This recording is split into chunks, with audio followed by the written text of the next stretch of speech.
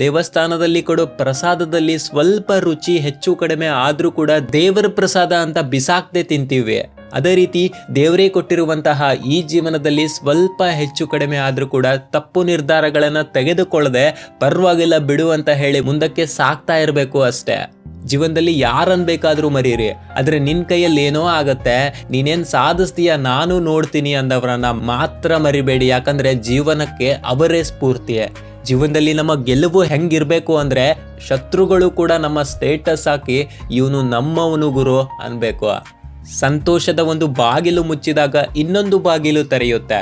ಆದ್ರೆ ನಾವು ಎಲ್ಲಿವರೆಗೂ ಮುಚ್ಚಿದ ಬಾಗಿಲು ಕಡೆನೆ ನೋಡ್ತಾ ನಿಂತಿರ್ತೇವೋ ಅಲ್ಲಿಯ ತನಕ ನಮಗೆ ತೆರೆದ ಇನ್ನೊಂದು ಬಾಗಿಲು ಕಾಣಿಸೋದಿಲ್ಲ. ಉದಯಿಸುವ ಸೂರ್ಯ ಅಥವಾ ಓಡುವ ಕುದುರೆ ಫೋಟೋ ಹಾಕಿದ್ರೆ ಯಶಸ್ಸು ಸಿಗೋದಿಲ್ಲ. ಯಶಸ್ಸು ಸಿಗ್ಬೇಕಾದ್ರೆ ಸೂರ್ಯನಿಗಿಂತ ಮೊದಲೇ ಎದ್ದು ಕುದುರೆ ತರ ಓಡ್ಬೇಕಾಗತ್ತೆ.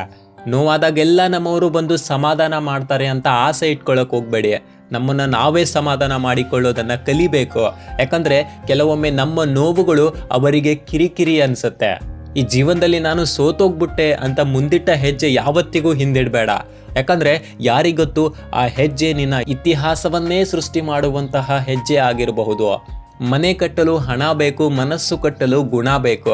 ಹಣದಿಂದ ಕಟ್ಟಿದ ಮನೆಯಲ್ಲಿ ಎಲ್ಲರೂ ಇರ್ತಾರೆ, ಆದ್ರೆ ಗುಣದಿಂದ ಕಟ್ಟಿದ ಮನೆಯಲ್ಲಿ ಯೋಗ್ಯತೆ ಇರೋರು ಮಾತ್ರ ಇರ್ತಾರೆ. ಎತ್ತರಕ್ಕೆ ಬೆಳಿಬೇಕು ನಿಜ, ಹಾಗಂತ ಮೆಟ್ಟಿಲುಗಳನ್ನ ತುಳಿಬೇಕೆ ಹೊರತು ಇನ್ನೊಬ್ಬರನ್ನ ತುಳಿದು ಅಲ್ಲ. ಸಾಯುವ ಕೊನೆ ಕ್ಷಣದಲ್ಲಿ ನಾನು ಯಾರಿಗೂ ಮೋಸ ಮಾಡಿಲ್ಲ ಅಂತ ನಿಟ್ಟುಸಿರು ಬಿಟ್ರೆ ಅದಕ್ಕಿಂತ ಒಳ್ಳೆ ಸಾವು ಮತ್ತೊಂದಿಲ್ಲ.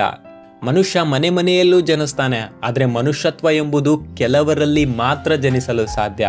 ಅನ್ನಕ್ಕೆ ಬೆಲೆ ಸಿಗೋದು ಹೊಟ್ಟೆ ಹಸಿದಾಗ ಮಾತ್ರ, ಹಾಗೇನೆ ಮನುಷ್ಯನಿಗೆ ಬೆಲೆ ಸಿಗೋದು ಮನುಷ್ಯತ್ವ ಇದ್ದಾಗ ಮಾತ್ರ. ನಾವು ಇನ್ನೊಬ್ಬರ ಕಷ್ಟಕ್ಕಾಗಬೇಕೇ ಹೊರತು ನಾವೇ ಇನ್ನೊಬ್ಬರಿಗೆ ಕಷ್ಟ ಆಗಬಾರ್ದು.